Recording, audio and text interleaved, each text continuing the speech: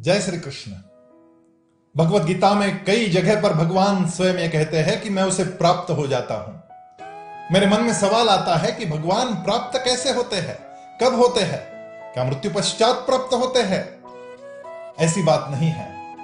भगवान स्वयं कहते हैं कि मैं कहां कहां हूं, जिसमें वो ये भी बात कहते हैं कि जयोस्मि व्यवसायोस्मि। जहां पर दृढ़ निश्चय है वहां पर जय के रूप में मैं उपस्थित हो जाता हूं। मन के विशुद्ध आनंद में भी भगवान ही है। मन की शुचिता में, मन की पवित्रता में, मन के अभय होने में भगवान ही तो है। और ये भगवान कब प्राप्त होते हैं? भगवान स्वयं कह रहे हैं, तस्मात् सर्वेषु कालेषु मां मनुस्मर युद्ध च मयि अर्पित मनो बुद्धिर मामे वैश्यस्य संशयम्।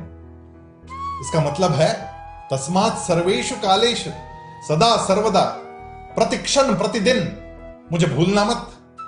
मां मनुस्मर युद्ध च, मुझे स्मरण करना और युद्ध भी करना। मयि अर्पित मनो बुद्धिर, मुझे जो मन और बुद्धि अर्पित कर देता है, मामे वैश्यस्य संशयम्, उससे मैं प्राप्त हो जाता हूं। आदमी की सही पहचान तभी होती है जब परिस्थिति युद्धजन्य होती है, जब विपरीत परिस्थिति होती है, मोह के क्षण होते हैं, संघर्ष के क्षण होते हैं, तब आदमी किन चीजों को याद रखता है उस पर निर्भर करता है वो विजयी होगा या पराजित। संघर्ष की और मोह की परिस्थिति में भी अपने मूल्यों से जो अडिग रहता है वही विजयी होता है।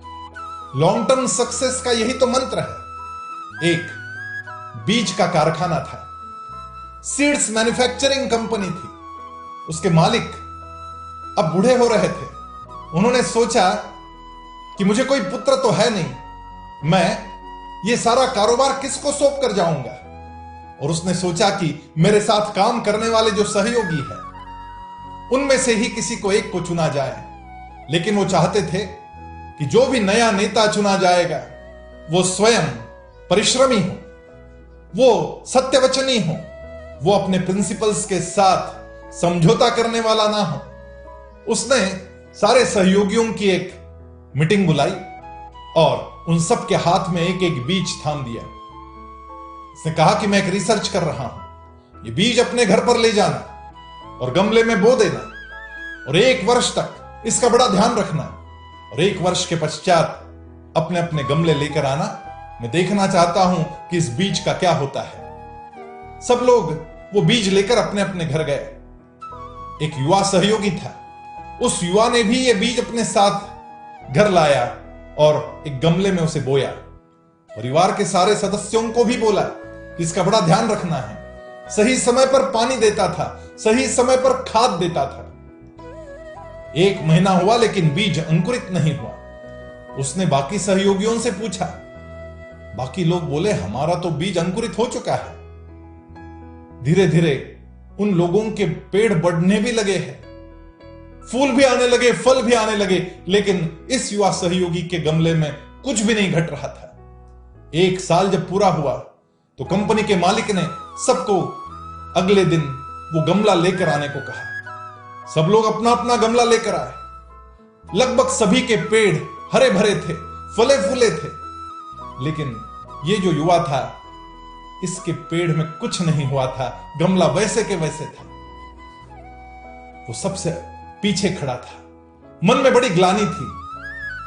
मालिक एक एक पौधा देखता हुआ आगे बढ़ा और सबसे अंत में इस युवा के पास आया। उस युवा ने कहा कि क्षमा करें, हो सकता है मेरी कुछ भूल हो गई हो, मेरे गमले में कुछ नहीं घटा, यह अंकुरित ही नहीं हुआ।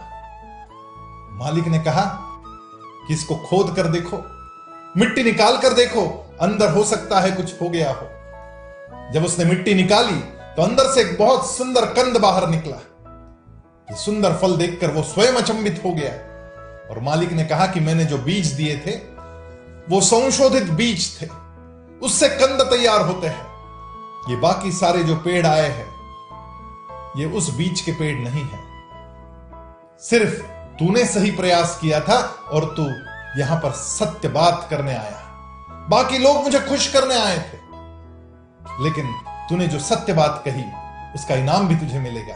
और उसने घोषणा कर दी कि ये जो युवा है वो ही इस कंपनी का अगला सीईओ बनेगा, क्योंकि वो सत्य वचन पर अड़िग रहा, अपने तत्वों से, अपने मूल्यों से, अपने प्रिंसिपल्स से जो समझौता नहीं करते, उनको सदा स्मरण रखते हैं।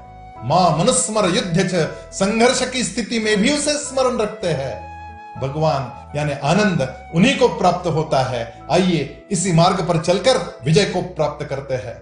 जय श्री कृष्ण।